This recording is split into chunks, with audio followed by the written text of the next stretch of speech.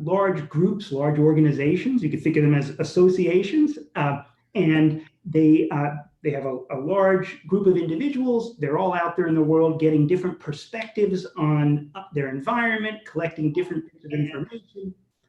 And what swarm intelligence does is say, hey, can a group combine their various perspectives in an optimal way and actually connect together so deeply that they function as a super intelligence? And biologists refer to this as a superorganism. And so out there in the natural world, a swarm of bees can make remarkable decisions by functioning as a super intelligence. A school of fish can make remarkable decisions by functioning as a super intelligence. Same with flocks of birds, and in fact, countless social species. And it comes down to this fact that they can leverage all their unique perspectives and become significantly smarter together than they could be on their own. And my interest came from this fact of, hey, if birds and bees and fish can get so much smarter together, why can't we people do it? Right. We didn't evolve the capability naturally, but what we've been working on here at Unanimous AI for the last 5 years is to say, hey, if can we use AI technologies and networking technologies to connect groups of people together over the internet and allow them to have the same benefits? And it turns out that we can, and we can make groups of people significantly smarter by having them connect together into these systems modeled after natural swarms. And I should say that from a biologist's perspective, the word swarm refers to all of these types of organizations, whether it's a school of fish or a flock of birds or a swarm of bees. A biologist would refer to that as a swarm, and this emergent intelligence as a swarm intelligence. I mean, it's fascinating because it's association chat. Associations are known for associating. We're known for bringing people together, and we have our own swarms, you know? And so figuring out how to empower humans so that we're able to better use these communities that we already have just seems like a natural progression, seems like a natural thing that we need to figure out how to do. And I want to go into that a little bit more, but, you know, you spoke about this, we haven't developed this naturally as humans, you know, and we're social animals. We need community to survive. We haven't developed it naturally, but we're developing it through Unanimous AI and the work that you're doing. And so what that makes me think of is all of these human versus machine, human versus AI, these dire predictions about how, you know, we're sunk because we're creating something that's going to take over, and you know, the AI is going to be smarter than we are. What I found fascinating in some of the other interviews with you is that, and your TED Talk, is about this idea that maybe not. Maybe in this case, humans can come out ahead. Can you talk to me a little bit about that? Sure. So, you know, this on the broader topic of AI, Yeah. I am of the belief that AI can be dangerous, and which is surprising because I'm the CEO of an AI company. What are you doing? Right. It's really because we are really a very different type of AI company. So most AI companies are looking at big data, and they're doing analysis of big data, machine learning on big data, so that they can basically replace people with algorithms. They find patterns in these huge data sets, and they can replace people with algorithms, and that's a little bit scary because they're starting from this assumption that people are simple enough in terms of their views and opinions and values and insights that they can be reduced down to these data sets. Then they process these data sets, come up with patterns that they can then use to replace people, and it's already creating biases and other problems but it's going to get worse. It's going to get worse because these AI systems are going to get smarter and smarter. We're going to get more and more dependent on them, and they are not going to be the same as real human values, real human insights, real human sensibilities. Mm-hmm. And so my interest in this entire space was to say, hey, is there a better way to build a super intelligence? The traditional AI way is to say, let's replace people with algorithms. But if you look to nature, you could say, hey, nature has addressed this problem before, where there's been large groups of organisms, and they've found ways to basically combine their insights and allow them to perform together as a super intelligence. And again, it goes back to the birds and the bees. Flocks of birds and schools and swarms of bees can be thousands of times smarter together than they can be on their own in terms of their decision-making capabilities. And so my focus and the focus of the team here at Unanimous AI is to say, hey, can we use AI to connect people together, enable super intelligence, but not by replacing people, by amplifying people. And what we find is when we connect groups of people together, they can be significantly smarter. They can make more accurate predictions, more accurate forecasts, more accurate diagnoses, have insights that are more generalizable, make better decisions.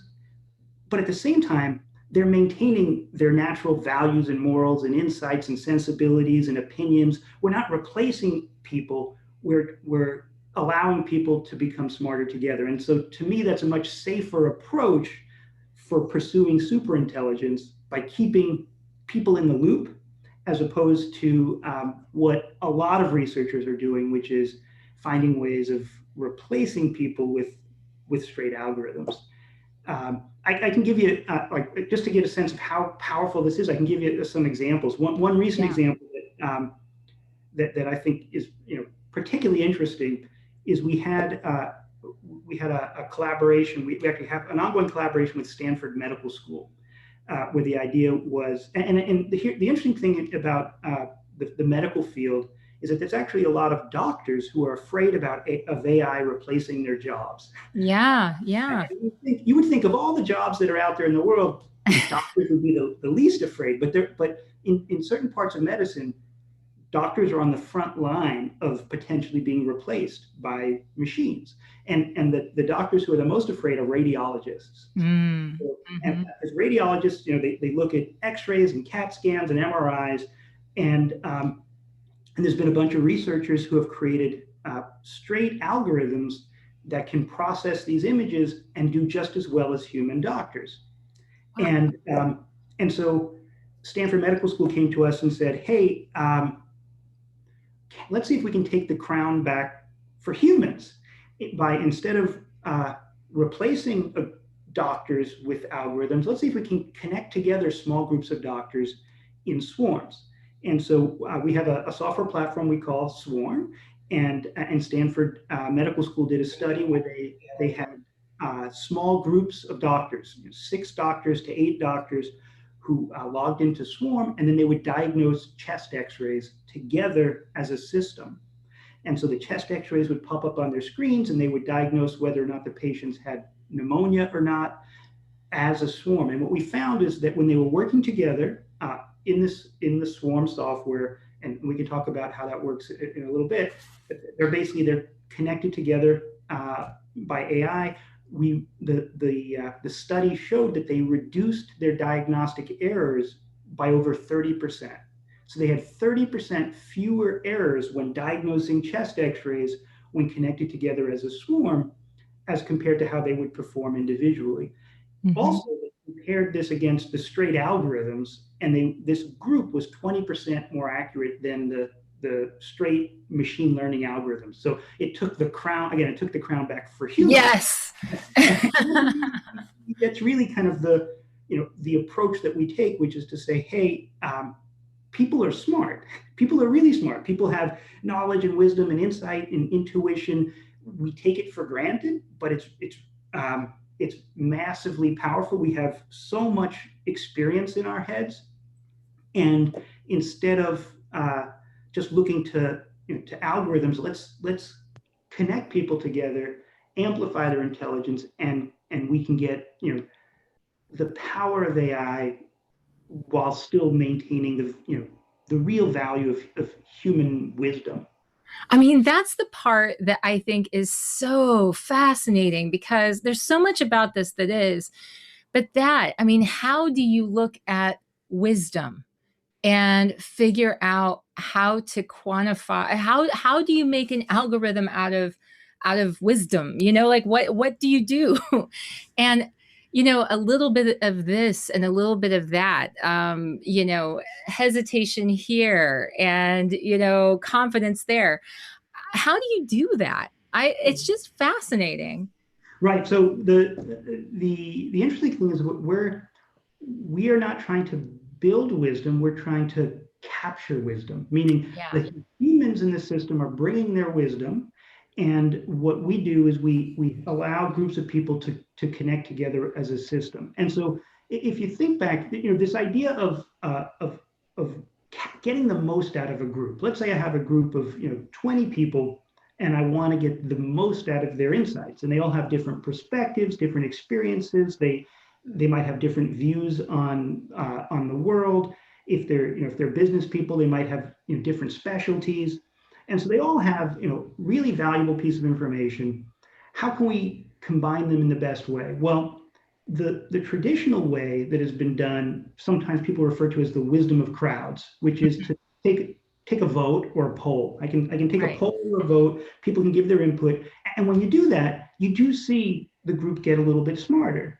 This wisdom of crowds effect works, but it's using techniques that are 100 years old. There's some big issues with just taking a vote or a poll, which is that you're assuming when you take that vote or poll that everybody's feelings have equal levels of conviction, equal levels of confidence. But really, people have very different levels of conviction and confidence. And so what we do in Swarm is we instead of taking a vote or a poll, we create a system. And the system, a lot of people say it looks a little bit like a Ouija board. It makes you wonder about some of these old, where it's like, how did it know? And it's like, maybe we were working on this early, Yeah. But what happens is a question will appear on everybody's screen at the same time. And that's the thing about a swarm is it's synchronous, meaning everybody's participating together. A vote or a poll, people will just give their data as in isolation as individuals. You call it a crowd, but there really isn't a crowd. It's just a bunch of individuals, and then the crowd exists in somebody's spreadsheet somewhere when they find an average. A swarm is really a group that is coming together. They're logging in at the same time. They're all questions appearing on all their screens at the same time, and then they have an interface where they basically a question appears on all their screens, a bunch of answers appear, and they have a little magnet where they can pull the swarm in a direction, and everybody's pulling in different directions, and so you have this kind of multi-directional tug of war, people pushing and pulling, and then the AI algorithms are watching all their behaviors, how they're pulling against each other, because they're basically interacting, and the algorithms are saying, well, which people are very confident in their opinions, which people have very low conviction, which people, and there might be a variety of different options. So which people are confident with respect to some options, but maybe ambivalent with respect to others. And with all that happening in real time, the swarm starts moving in a direction, and it finds the path to the answer that maximizes the collective conviction of the group. And the results are always really, really powerful. So I'll give you another example. So one of the things that we do a lot is we take on challenges from journalists, and Newsweek challenged us to predict the Oscars this way. And I should say, like, we as a company, we don't know anything about the Oscars. We don't have a big data set about the Oscars. We just know we can amplify the intelligence of people. And so we invited in to the platform 50 movie fans. Not experts, just regular movie fans. All they need is a browser. They can log in from anywhere in the country. They log in to the Swarm platform, and then we ask them to predict each of the different categories of the Oscars. And so the question pops up on their screen: who's going to win best actor. The actors appear, and then they basically swarm and they converge on an answer. And so we did this for all the categories. We gave the results back to Newsweek, and the Newsweek published the predictions, which puts pressure on us. And And you're like, we were 94% accurate in wow. predicting the Oscars, which outperformed every major movie critic. They outperformed the LA Times, the New York Times, Variety, Vanity Fair. It outperformed all of the experts. And so what happened is we took just 50 regular people, combined their insights, and they became a super expert, an expert that was, that was better than the specialists at, the LA Times. And here's the most interesting thing is that we then asked those 50 people, well, how many of you have seen all the movies? None of them had seen all the movies. In fact, most of them had seen less than half the movies. But Wow. but they're out there in the world. They heard different things. Some people read articles in the newspaper, some people heard something on the radio, some people saw some of the movies. So they all have different pieces of incomplete information. But when they come together as a swarm, they're filling in the gaps in each other's knowledge. The system is seeing, well, these people were very confident about these particular actors, while these people were confident about those actors. And it allowed the system to basically form this amplified intelligence, this artificial expert that was better than the actual experts. And we see that time and time again. And we can do the same thing, for businesses or for associations. So you can imagine if you have a large community, whether it's a community of enthusiasts or a business team, and they all have different views on the world. They're out there maybe in different parts of the country or different parts of the world, and you want to be able to combine their insights in an optimal way. That's what a swarm can do. It can basically allow you to combine all their different perspectives and find that answer that is the best combination of their insights. I love it. And actually, we have someone who's commenting about how you could change the entire betting dynamics on the Triple Crown using this tool. And yeah, I think you've been in contact with some people about that. Yeah. Yeah, so we've done a lot of sports forecasting. It's not because we're interested in sports. It's because it's a great test bed to demonstrate amplification of intelligence. Right. It's the type of thing where we can get a group of people, just regular sports fans. Yeah. They can log in and they can make a set of predictions, and then we can rigorously look at how did they do. And in fact, we just published a paper where we did the full NBA season, predicting we predicted over 200 basketball games during the season. We had people predicted as individuals and then predicted together as a swarm, and then we gave the different groups a simulated betting, basically simulated dollars to see how they would do. And what we found was that across these 200 games, the individuals would have lost 41% of their money by placing the bets on their own individual intuition. But when they combined their intelligence as a swarm, they averaged 170% gain against Vegas. Wow. And so we see this with and allowing groups to have this, to be able to make better judgments, make better decisions, whether it's diagnosing a chest X-ray or betting on a basketball game. And that's one of the things that's really interesting about it, is that the same exact software works whether it's a group of doctors or a group of sports fans or a group of movie fans, because the algorithms are just looking at human behaviors. They're not looking at, there's no information, we're not processing information about medical content or movie content. Yeah. We're looking at human behaviors and optimizing their, how to combine their insights. Well, so let me just say that imagine that you're at the Thanksgiving table and you're looking around the table, and there are some people that you're thinking might drag down the intelligence quotient of your swarm.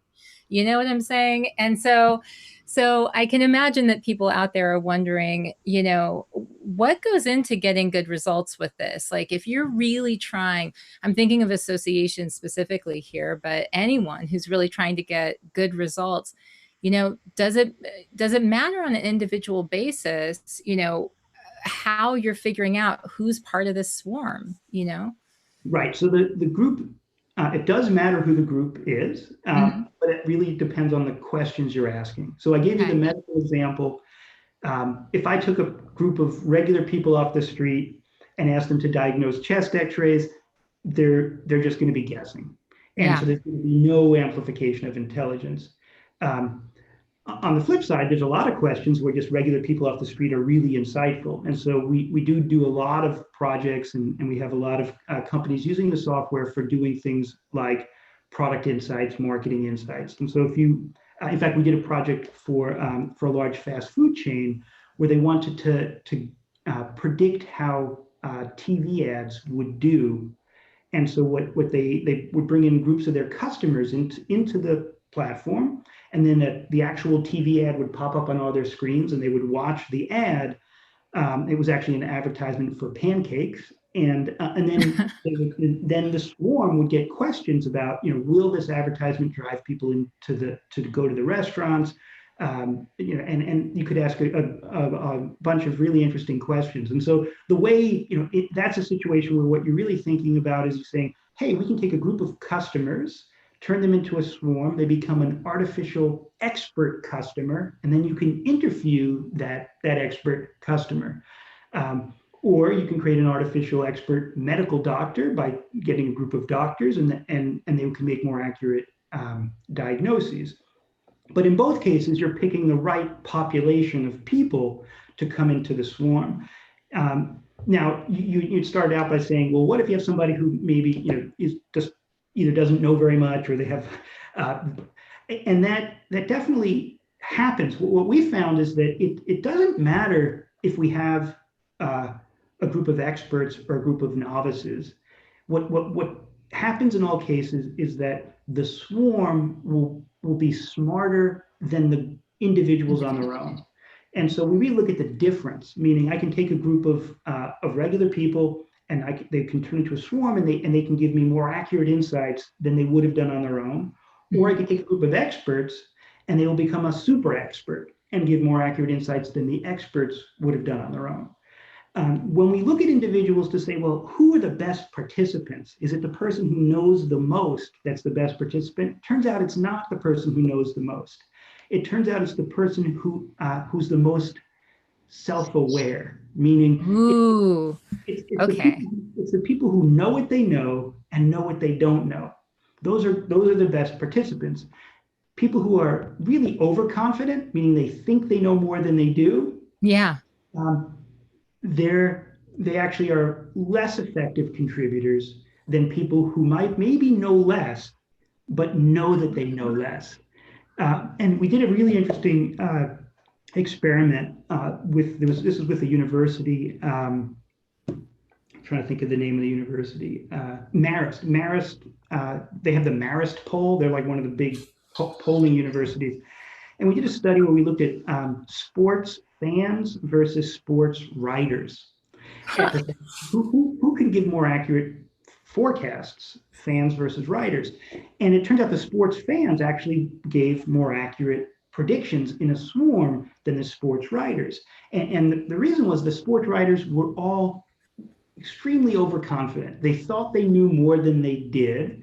And Wow. because they're sports writers, they've trained themselves to always look for the very unusual things to write about. So they never predict the most likely thing to happen. They predict something that's a little bit unusual because nobody will read the articles if they don't. Otherwise, Yeah. right. Yeah, yeah, yeah. They actually were not as effective. And so that's a situation where the sports writers probably knew more about sports than the fans, but the fans knew what they knew what they didn't know. They weren't overconfident, and they became good participants. Fascinating. Okay, because what does that mean then? There are so many things that come up with that. What does that mean then for those of us who are thinking about our boards or our panel of experts for our associations? Who would be the best in the room? Does that mean we then need to look at maybe, HR and say, have these people taken assessments that say how self-aware they are? You know, like maybe we don't want the people who are overly confident in the room. I don't know. What does that mean? Yeah, I mean, it's interesting because what we've found is that people who are skilled at what they do Hmm. tend to be self-aware, and I say that because one of the things um, that was interesting to us is that we've done lots of different projects and swarms with people who range from novices to real experts like medical doctors. I mean, the radiologists at Stanford, they went to school for 12 years to become radiologists. They're at the top of their field. They're at Stanford Medical School. You might think, well, maybe they're all going to be arrogant or all going to be overconfident, but really they're all professionals. Yeah. They know what they know what they don't know. We did a project with Boeing, where Boeing actually had swarms of military pilots. And this is a really interesting project where they see Boeing's interest is to design cockpits for military aircraft, and they are always trying to get feedback from pilots, and they normally give surveys or focus groups or run do interviews, and Boeing. In collaboration with the U.S. Army, did a study where they had groups of military pilots form swarms, and Boeing published a paper about it where they said the swarms gave them much more accurate insights about how the feedback about cockpits than they would get by doing a focus group. And the reason for that is that these again, these pilots are probably best in they're the best at what they do. They probably if you met them, you might think they're arrogant at what they do, but you know what? But they're professionals, and they know what they Professionals. know, and they know what they don't know, and they were actually very effective at swarming. Okay. Well, I want to give us a second to answer a couple of questions that have come in. One came in and it says, how are swarms identified as viable predictors? Say, how would a market react to a product? Okay. So I think I understand what this person's asking. And what do you have to say to that? How well are swarms used to predict how a market will react to a product? It's used a lot in that way. It's one of the Okay. more common uses. We have projects with some of the largest companies in America where they're trying to predict how a new soft drink might be received by the markets, and they can bring in swarms of customers and make predictions. There's actually one that most of those projects are confidential, but there's one that we just did with where we actually were able to write it up as a case study, and it's actually on our Mhm. website. But this was just done. There's a media group called Bustle. Bustle Media Group. They're uh, the largest publication for millennial women in America, and they wanted to do a test to say, can they predict the sale of clothing in this case, it was during the holiday season, just in December of 2018. And so they did a study where they had small groups of millennial women come into the Swarm platform, and they looked at a set of 8 different sweaters, and they were asked to predict which of these sweaters would be the top sellers and which would be the bottom sellers. And what they found was that these swarms of these small swarms, they were each about 15 people, Mhm. were able to predict with extremely high accuracy which would be the top sellers and which would be the bottom sellers. And they compared this to just a traditional survey. And the survey basically couldn't predict at all which were the top sellers and which were the bottom sellers. And so it was, and again, it's on the case study is actually on our website, but it was a really good example because they allow us to publicly talk about it, and then they actually had the sales results in January. They actually had the sales volumes that came out of the Christmas season, and and so we could see, yeah, these groups were able to very accurately predict sales. We've seen other groups you know, predicting supply chain and inventory issues, Yeah. We have done a project with a major TV network to predict which new fall TV shows would be successful, and there they had swarms of people watch the trailers for the TV shows, and they were able to actually accurately predict which shows would get renewed, which would get canceled. And so again, what you see is that people are smart. Yeah. Um, they have really good, not just wisdom, but just intuition about not just their own opinions. And that's an interesting thing is we don't ask people, what's your own opinion about this TV show, or what's your own opinion about that sweater? We ask people, let's predict how the public will react to this TV show. Interesting. So yeah. So because we're treating the individuals not as data points, we're Right. treating individuals as data processors. We're saying, look, I could take 20 people, but they know their own feelings, they know their family's feelings, they know their neighbors, and so we can ask them to basically, they're like the bees out there in the world collecting information, and they're coming Yeah. back, and then we can amplify that Yeah. information. Yeah. They're not saying where I want my hive. They're saying where would be a good, where would everybody want to build this hive, right? Right. It's one of the big differences between, say, traditional market research, where you take a poll and you just ask people their individual opinions, and a swarm where you can use much, much fewer people, Yeah. but you're treating them as data processors. You're treating them saying, each of these people has been out there in the world, has collected huge amounts of information, knows lots and lots of other people.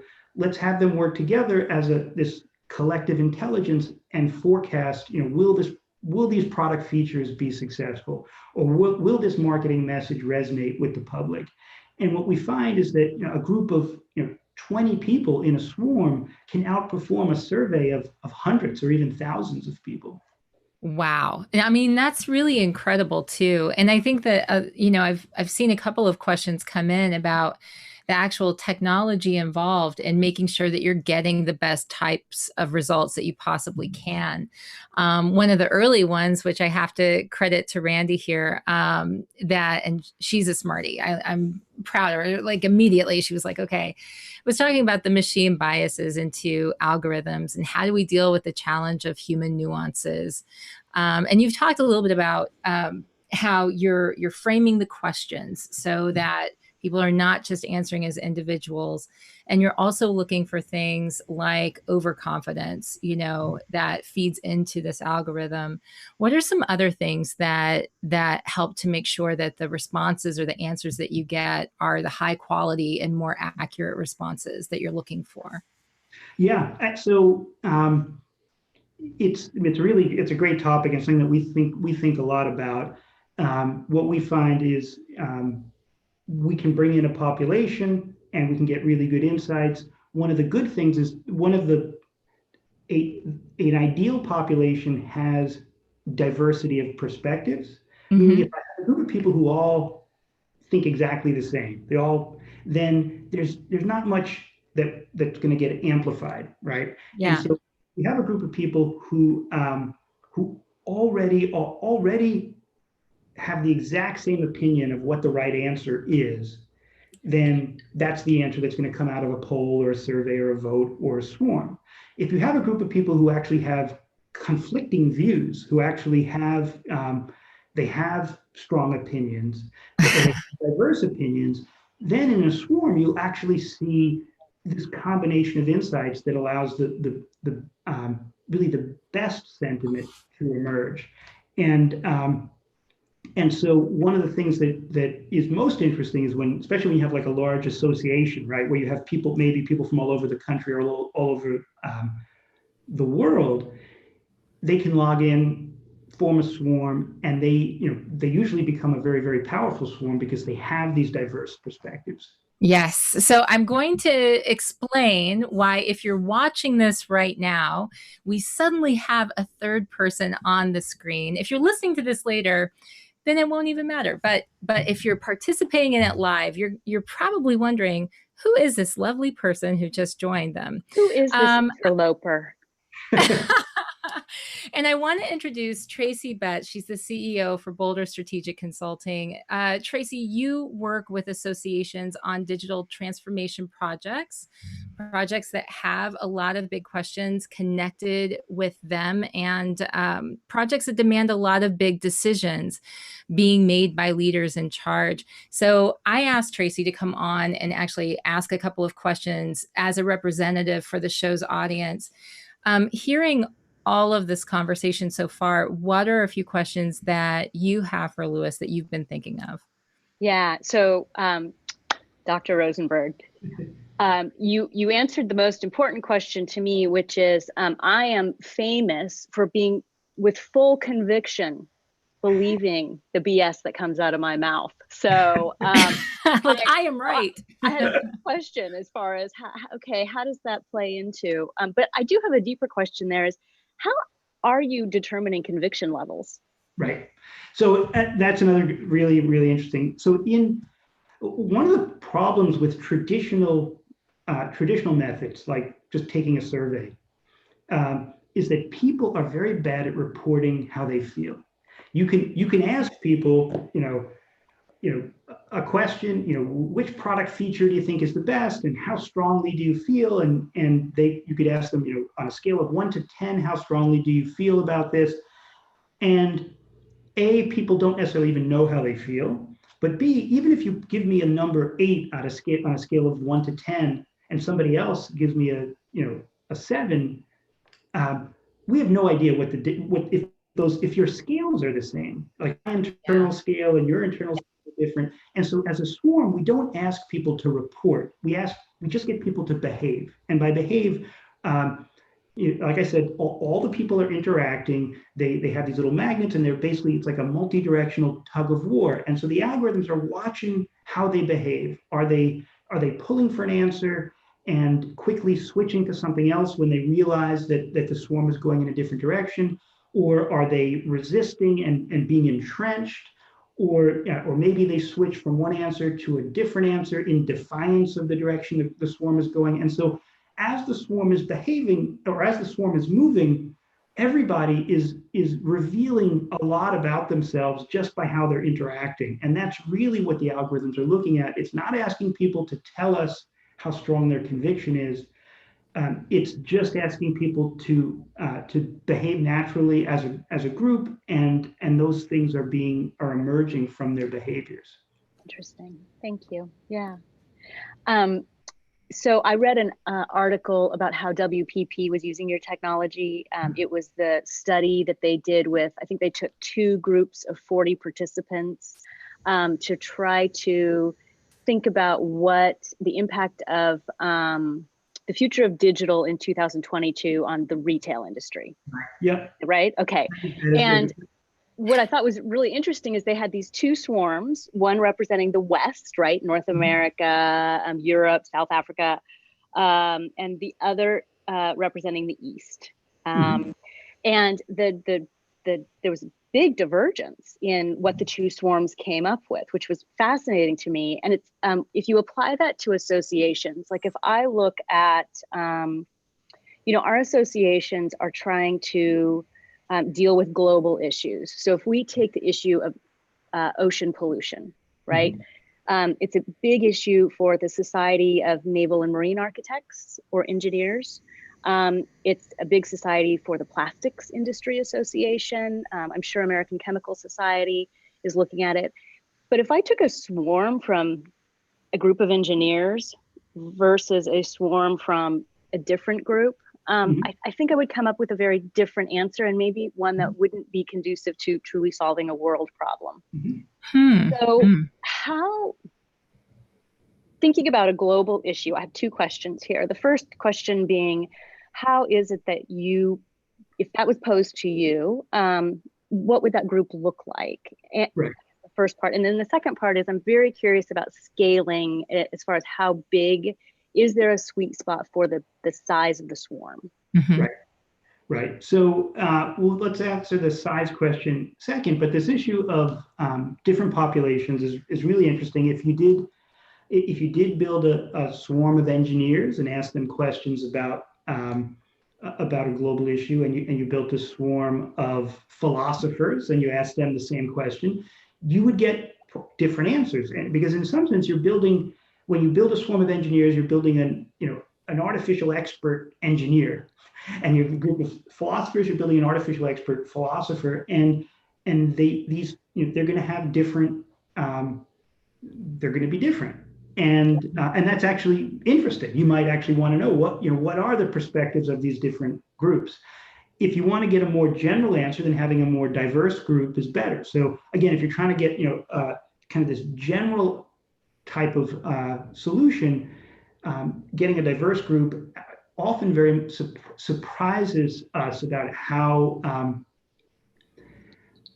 you get these very, very selfless moral decisions, which is actually really interesting. We did a project with Fast Company about a year ago. About a year ago, Jeff Bezos had tweeted out requests for what should he do with his fortune, for philanthropy. And he tweeted out, what should he do with, and he got like 50,000 tweets came back of like all these different ideas of what he should do with his fortune. And so we did this effort with Fast Company where we took the 50,000 and processed it, and there was a lot of overlap, and it came down to just a few hundred different ideas. And then we had a swarm of just people from the general public who went through these couple hundred ideas and narrowed it down and picked what would be the best use of the funds. And these were all the participants were Americans, and there were things on there that would be very attractive to Americans, like free healthcare for all Americans. It was like a suggestion, free medication for Americans. And yet what the swarm came up with was clean water for everyone in the world. Which was really interesting because it was one of the choices that that really maybe had the least benefit to this population of who are Americans, whereas so many of the others maybe would have. And then like a few months later, the UN had their list of like top priorities, and clean water was like one of the very top. And so what we saw there was that you could take a group of people and have these insights come out that are, it's not just people picking in their self-interest. They really are giving answers that are best for the group as a whole. And that's another thing we see about swarms is that they get people thinking about things in a different way because they really are part of a community. Whereas if you give people a poll or a survey, a poll or a survey actually is very isolating. You're giving a few pieces of data into a black box. And then if the answer comes back and it's not, what you put into the black box, you figure, well, nobody cared. Nobody cared what I said. But in a swarm, you're actually part of the process. And so even if the swarm goes to an answer that maybe you didn't have as your first choice, you have more buy-in because you were part of the process. So get to your second question. You asked about the size of the swarm. It's a really good question. It's something that we look at a lot. When we first started, we assumed you needed, 40 people, 50 people at least. We've looked at swarms of hundreds of people. We've seen academics do research studies which show that very, very small groups, even groups as small as 3 to 5 people as a swarm can be statistically significantly smarter, more accurate. And so it could be a business team as small as 3 to 5. The Stanford Medical those were radiologists, 6 or 7 radiologists. Boeing, when it was military pilots, those were 4 or 5 military pilots. Or we've seen groups of 50, 100, 200. It really depends. Our recommendation is that if you have a group of experts, then a small group is pretty effective. It could be, we would recommend, 5 to 12 experts, and you can get really, really accurate results. If you're looking at a group of consumers or a group of people who have a broad, then 50 to 70 is a really good number. We found that if you go from 70 to 100, it's really not much of a benefit. So there's diminishing returns when you start going higher and higher. The one place where we do see an interest in doing large groups, and we haven't mentioned this, but and I know you have an interest in conferences, live events. Mhm. One of the things that we also can do is we have the ability to have groups swarm in live events where they use their phone instead of a computer. And so the swarm is up on the screen at the front of the room. Everyone can pull out their phone. There, if you have 300 people in the room, you could have 300 people in the swarm. You don't necessarily need to have all 300, but part of it is just getting the engagement of the whole crowd. So I just have to say that, yeah, that's awesome, because you just answered a question that we had over here on YouTube. Ron, who is with a very innovative healthcare organization in Chicago, was just asking, can you set up swarm activities at annual meetings? Can it combine both virtual and in-person participants? So you absolutely can. I actually think it's most interesting when you do that, when you have a group of people in the room, and then there's also people just out there in the world who are also part of the swarm. And so you see this swarm up on the screen, and it could be people, but we absolutely can have live groups swarm. We've done some interesting projects. The X Prize Foundation did a live event where they had a bunch of their they call them visioneers. They're experts, and they were trying to decide on what are future contests that they should fund. Again, going to what are the world's big problems that they want to solve, and they used swarms live. We on a kind of completely different end of the spectrum, Credit Suisse last year they had their Asian investor conference where they had people from all over the world who are experts in Asian markets, and they actually ran swarms, like up in the front of the room, and they were actually forecasting, what are the important trends in Asian markets that they should predict right there live in the room. Actually, the Credit Suisse example is also a case study that we have on our website. Okay.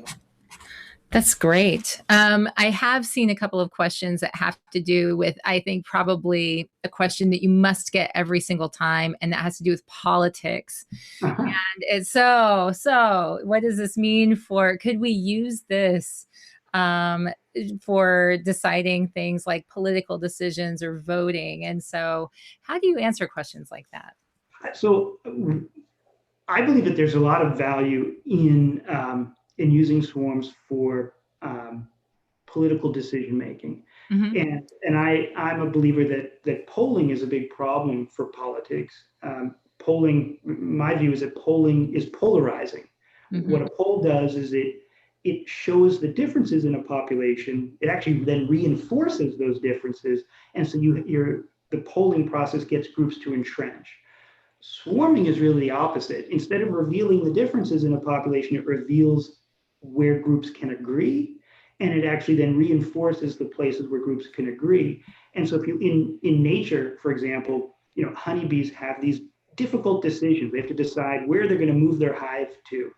And if the group's entrenched the way we humans do for politics, they wouldn't decide, and that colony would just die out. And so I'm sure over millions of years, all the colonies that had this tendency to entrench died out.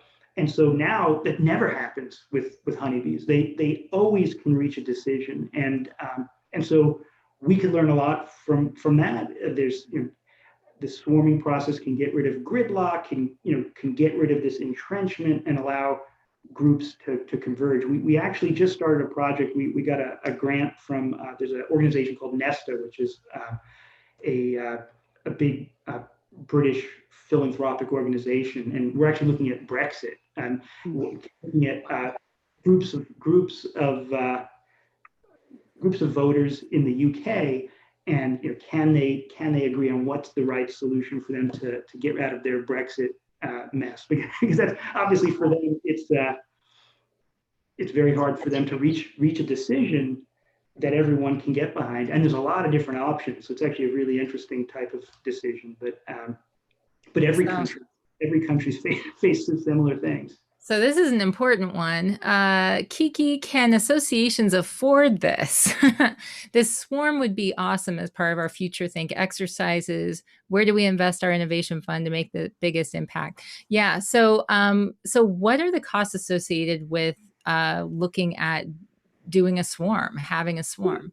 So, so the process is actually relatively affordable, and partly because we just launched a new SaaS platform Mm-hmm. where people can use the software themselves, and it's priced in some sense very similar to tools like Slack, where it's by user. So it's like Okay.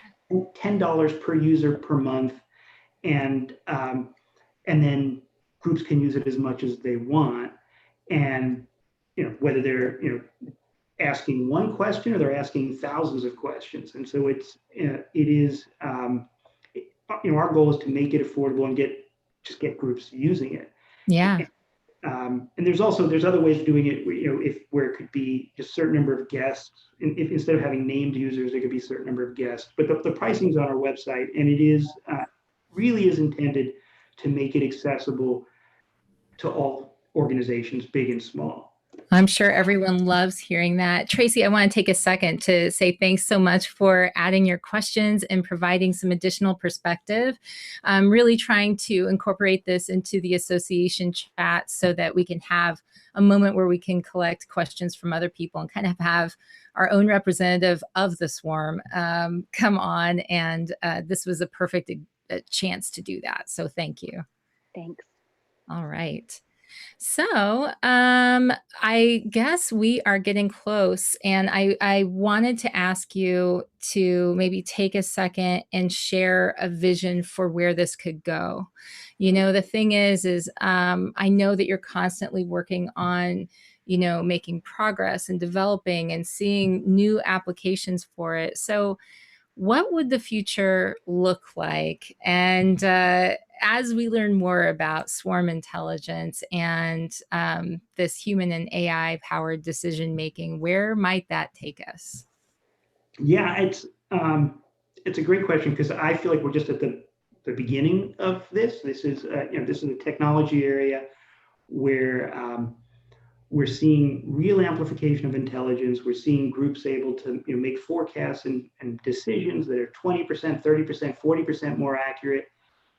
I suspect that 5 years from now we'll be looking back at that and saying, that was just the early steps of what we can do. And again, it goes back to this idea that people are really smart, and that the level of knowledge and intuition and experience that people have, really, it's untapped.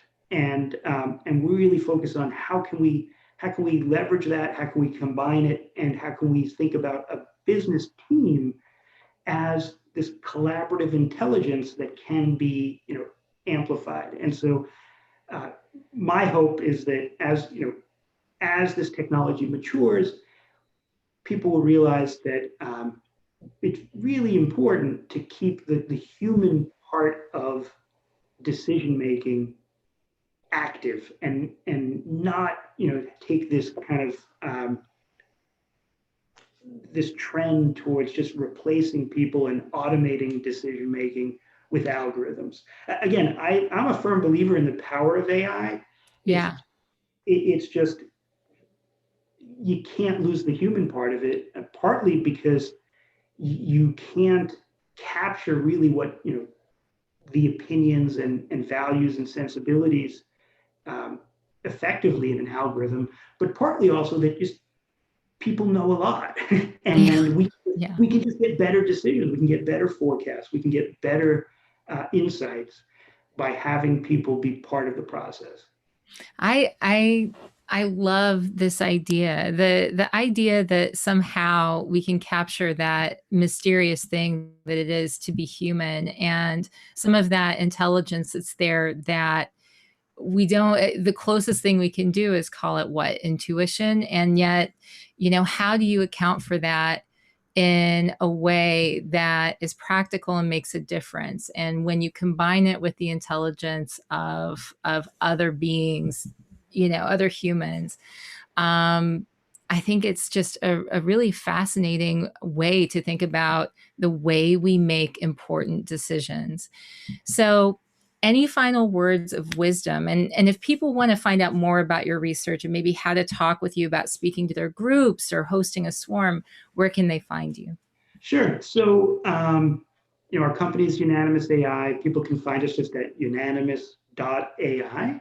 And at that website, there is, the software is called Swarm.